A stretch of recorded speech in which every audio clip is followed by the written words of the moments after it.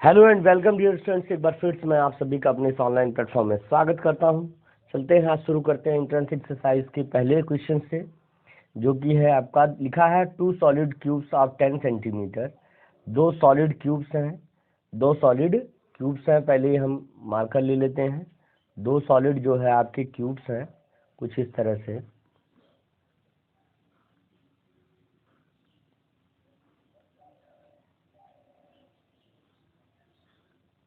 इस तरह के दो क्यूब हैं और थोड़ा सा इसको मोटा कर लेते हैं।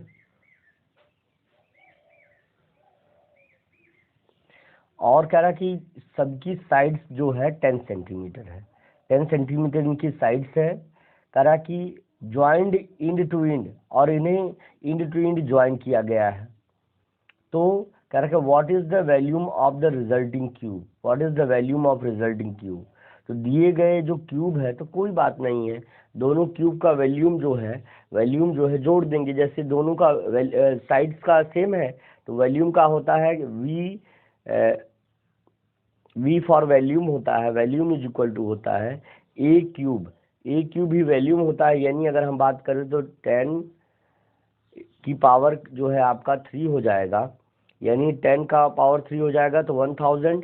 और चूंकि 2 है तो इसीलिए 2 क्यूब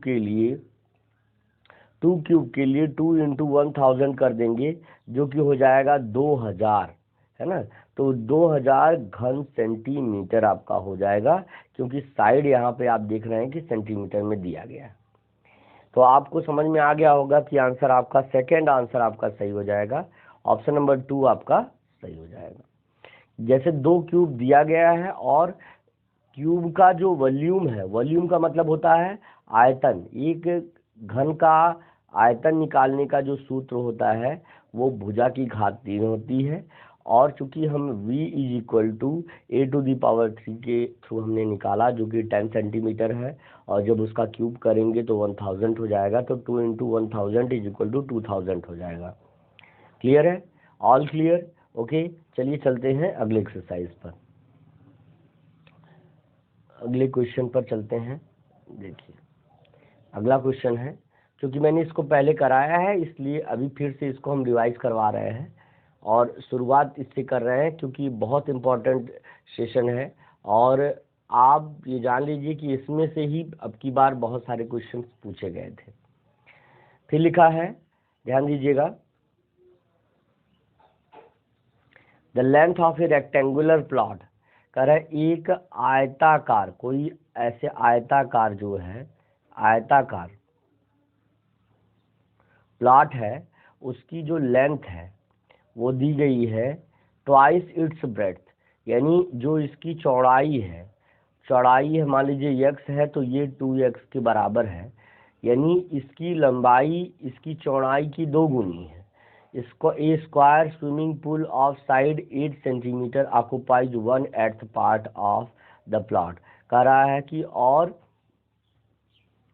इसके 8 बराबर हिस्से किए जाए, अगर 8 बराबर हिस्से किए जाए तो एक जो स्क्वायर स्विमिंग पूल जो है, यहाँ पर एक स्क्वायर स्विमिंग पूल जो है, जो इसका 1/8वां हिस्सा है, तो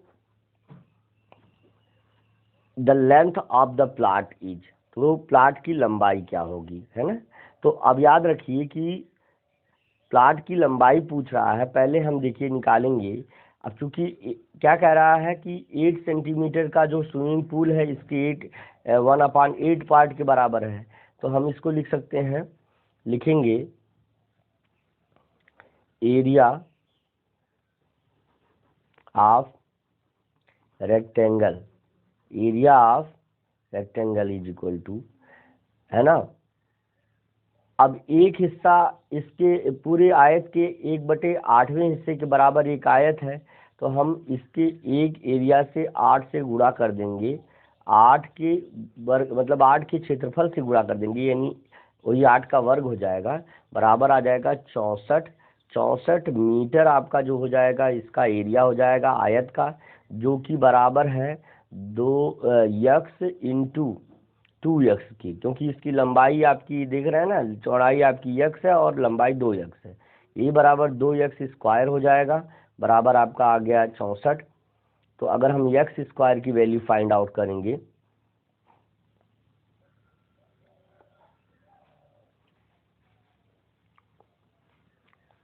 एक्स स्क्वायर की वैल्यू फाइंड आउट करेंगे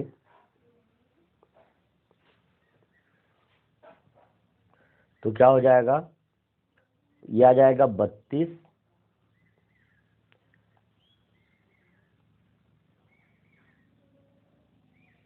32।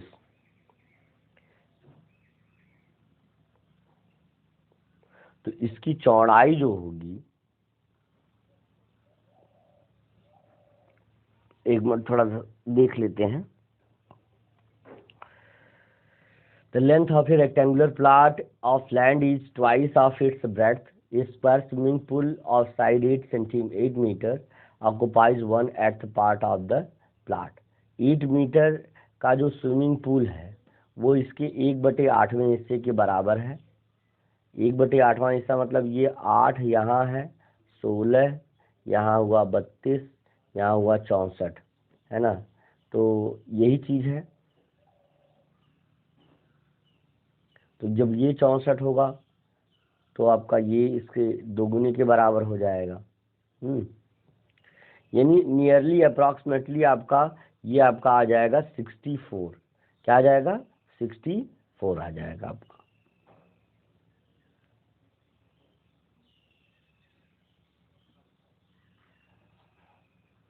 चलिए अगला प्रश्न देख लीजिए।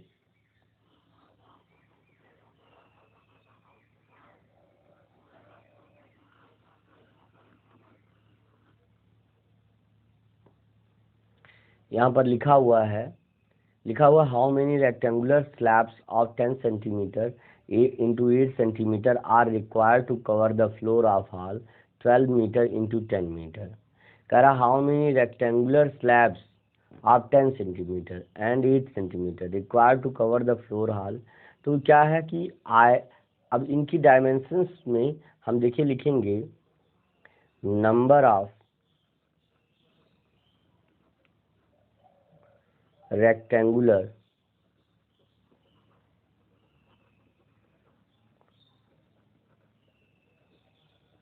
स्लैब्स इक्वल क्या हो जाएगा, area of hall in centimetre, भाई ध्यान देना, इन सेंटीमीटर स्क्वायर, और एरिया ऑफ ए स्लैब।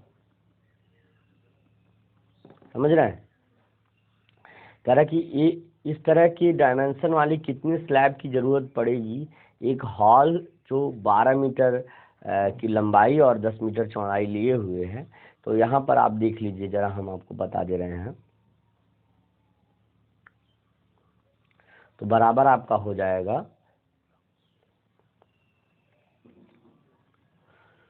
12, अब मीटर है तो सेंटीमीटर में बदलेंगे तो 1200 सेंटीमीटर हो जाएगा, गुणे आपका ये हो जाएगा 1000 सेंटीमीटर, और अपान हो जाएगा 10 इंटू 8।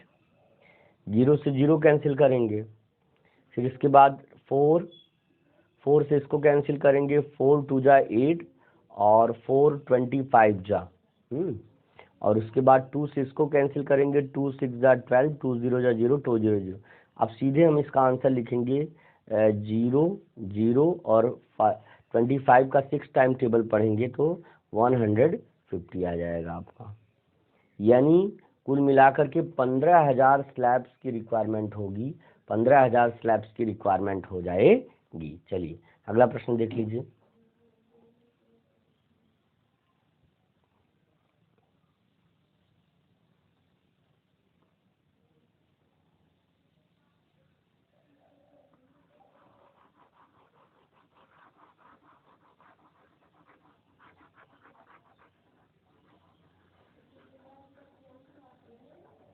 इन सभी प्रश्नों को आपको नोट करना है। लिखा है, ध्यान से देखिए, लिखा है ए रेक्टेंगुलर प्लॉट है साइज, एक आयताकार जो प्लॉट है यानी खेत है उसकी जो साइड्स हैं कुछ इस प्रकार से हैं। थोड़ा सा मैं सही फिगर यहाँ पे वो कर दूँ, डिस्क्राइब कर दूँ ताकि आपको क्लियर हो जाए। ये आपका 100 है और ये आपका 80 है, ये आपका ब्रेड्थ है और ये आपका लेंथ है, लेंथ ब्रेड्थ है, ठीक ना। अब कह रहा है कि find the length of wire to surround it 3 times. कह रहे rectangular plot has 3 sides 100 metre 80 metre and find the length of wire surrounded it 3 times. तो इसको 3 बार, तो इसके पेरीमीटर के बराबर तार लगेगा, तो 3 बार इसके परिमाप से गुणा करना पड़ेगा।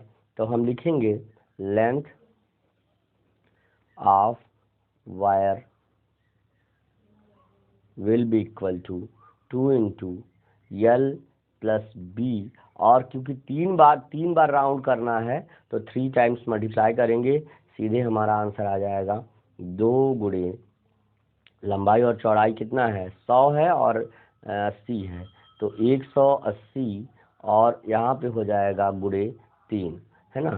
तो ये हो जाएगा आपका 6 और 2 तिहाई 6 और 18 छक्का 108 और 1 जीरो बढ़ जाएगा, यानी 1080 मीटर उस तार की लंबाई चाहिए जो क्या करेगा, इसे 3 टाइम्स इसको सराउंड करेगा।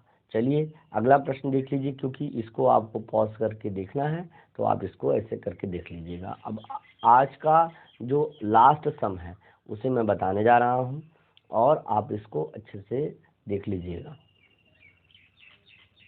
पहले जो रिक्वायर्ड है उन चीज़ों को अनरिक्वायर्ड है वो चीज़ मिटा दे रहे हैं, बाकी ये फिगर जो है रहने दे रहे हैं ताकि हमारे लिए जो है यूज़फुल हो सके।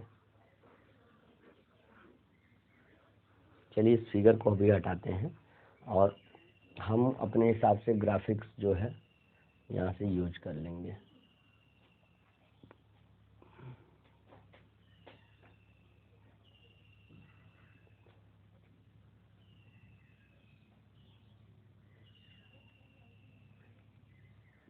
देखिए, चलिए देखिए, अब कह रहा है ए फिश टैंक, ये मछली का जो टैंक है वो कह रहा है ब्रेड्थ एंड हाइट रिस्पेक्टिवली, इसकी जो कह रहा कि जो लंबाई और चौड़ाई है, चौड़ाई 40 सेंटीमीटर और 60 मीटर इसकी लंबाई है और 50 मीटर रिस्पेक्टिवली इसकी हाइट है। ये जो हाइट है वो 50 मीटर, यानी ये जो है होता है हाइट है, ये हाइट होता है और ये आपका ब्रेड्थ यानी चौड़ाई होती है और ये आपका लेंथ यानी लंबाई होती है। तो आपको तीनों चीज़ें पता चल गई। अब कह रहा है कि it contains 50 litre of water, इसमें 50 लीटर पानी आता है। How much water is needed to fill it completely. तो कह रहा कि इसमें 50 लीटर पानी है, ऑलरेडी जो है 50 लीटर पानी है, तो कितना पानी जो है इसको पूरी तरह से भरने के लिए ज़रूरी है। तो इसका पहले हम वॉल्यूम निकाल लेंगे, वॉल्यूम ऑफ टैंक है ना, वॉल्यूम ऑफ टैंक निकाल लेंगे। तो क्या हो जाएगा L into B into H से इसका वॉल्यूम निकलेगा, निकालेंगे।